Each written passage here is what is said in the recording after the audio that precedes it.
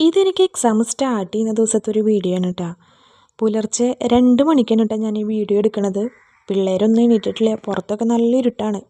ഇതിനിടയിൽ ഞാനൊരു പ്രാവശ്യം എണീറ്റിട്ടുണ്ടായിരുന്നു. ചേട്ടൻ ഇന്ന് ആലമ്പലത്തിലേക്ക് പോവാണ് കേട്ടോ. അപ്പോൾ പിന്നെ വാതിൽ തുറന്നാൽ അടയ്ക്കാൻ ആരുമില്ലല്ലോ, അപ്പോൾ ഞാൻ അടയ്ക്കാൻ വേണ്ടിയിട്ട് എണീറ്റിട്ടുണ്ടായിരുന്നു കേട്ടോ. അത് കഴിഞ്ഞ് വീണ്ടും വന്ന് കിടന്നു. ഒരു 2 മണിയാകുമ്പോൾ എണീറ്റു. 2 മണി മുതൽ ഒരു 5:45 വരെ ഇരുന്ന് പഠിച്ചു കേട്ടോ. വീണ്ടും കിടക്കണം എന്നൊക്കെ വിചാരിച്ചു. കിടന്നാലും ഉറക്കം കിട്ടില്ല, സമാധാനം ഉണ്ടാവില്ല എക്സാം ആയതുകൊണ്ട്. അതുകൊണ്ട് തന്നെ ഒരു 6 മണിയാകുമ്പോഴത്തേനും കുളിയൊക്കെ കഴിഞ്ഞ് നേരെ അടുക്കളയിലേക്ക് ചെന്നു കേട്ടോ. ചേട്ടനില്ലാത്തതുകൊണ്ട് തന്നെ പിള്ളേരുടെ എല്ലാ കാര്യങ്ങളും കഴിഞ്ഞിട്ട് വേണം കേട്ടോ എനിക്കിന്ന് എക്സാമിന് പോകാനായിട്ട്. അങ്ങനെ അധിക നേരമൊന്നും കണ്ണാടിയുടെ മുമ്പിൽ കിടന്ന് പ്രഹസനം കാണിച്ചില്ല കേട്ടാ. നേരെ അടുക്കളയിലേക്ക് വന്നു. പുട്ടാണ് ഉണ്ടാക്കണേന്ന് ഇന്നലെ തന്നെ തീരുമാനിച്ചിട്ടുണ്ടായിരുന്നു. എന്തെങ്കിലും എളുപ്പപ്പണി ചെയ്യണമെന്ന് വിചാരിച്ചുള്ളൂ.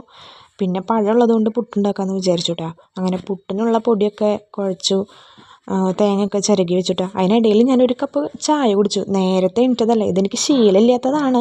എന്നാലും ഒരു സുഖമില്ലാത്തതുകൊണ്ട് ഞാനൊരു കപ്പ് ചായ അങ്ങോട്ട് കുടിച്ചു കേട്ടോ.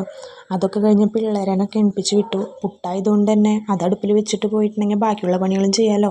അങ്ങനെ അടിച്ചു വാരിയൊക്കെ തുടച്ച് പിള്ളേരെ എണീപ്പിച്ച് പിള്ളേരെയൊക്കെ കുളിപ്പിച്ച് സെറ്റാക്കിയിട്ട് അതിനിടയിൽ അമ്മ പിള്ളേർക്ക് പുട്ടൊക്കെ വാരി കൊടുത്തിട്ടുണ്ടായിരുന്നേ. പിള്ളേർക്ക് അമ്മ വാരി കൊടുക്കാമെന്ന് പറഞ്ഞപ്പോൾ ഞാനും ഫുഡ് കഴിക്കാനിരുന്നു കേട്ടോ. അങ്ങനെ ഡ്രസ്സൊക്കെ മാറി പോവാൻ സെറ്റായി. ഈ വീഡിയോസൊക്കെ കണ്ടിട്ട് ഞാൻ വലിയ പഠിപ്പിസ്റ്റാണെന്നൊന്നും വിചാരിക്കേണ്ട കേട്ടോ. എൻ്റെ പഠിത്തം എന്ന് പറയണത് അസൈൻമെൻ്റൊക്കെ എഴുതി കഴിഞ്ഞ് എക്സാമിന് ടൈം ടേബിൾ വരുന്നതിന് 1-2 ദിവസം മുന്നേ ഉള്ളതാണ് കേട്ടോ. നമ്മൾ ഈ മൾട്ടി ടാസ്കിങ് ചെയ്യുന്ന ആൾക്കാരായതുകൊണ്ട് തന്നെ ആ 10 കാര്യം ചെയ്യുമ്പോൾ അതിലേതെങ്കിലും ഒരു കാര്യമാണല്ലോ ഈ പഠിത്തം എന്ന് പറയണത്. അതുകൊണ്ട് തന്നെ വീട്ടിലെ എല്ലാ കാര്യങ്ങളും കഴിഞ്ഞ് രാത്രി പിള്ളേരെ പഠിപ്പിച്ചും കഴിഞ്ഞ് ബാക്കിയുള്ള പണികളും കഴിഞ്ഞ് 10:30-11 മണിയാവും കേട്ടോ ഞാൻ പഠിക്കാനിരിക്കാൻ. ഇപ്പോൾ പഠിക്കാനിരുന്നാൽ പിന്നെ പുലർച്ചെ 1 മണി വരെ 2 മണി വരെ പഠിക്കാനിരിക്കും കേട്ടോ. എക്സാമിൻ്റെ തലേ ദിവസം അധികം ഒന്നും പഠിക്കില്ല, നേരത്തെ കിടക്കും. പിന്നെ എക്സാമിൻ്റെ ദിവസം രാവിലെ എണീറ്റ് പുലർച്ചെ പഠിക്കുകയാണ് കേട്ടോ ചെയ്യാറ്.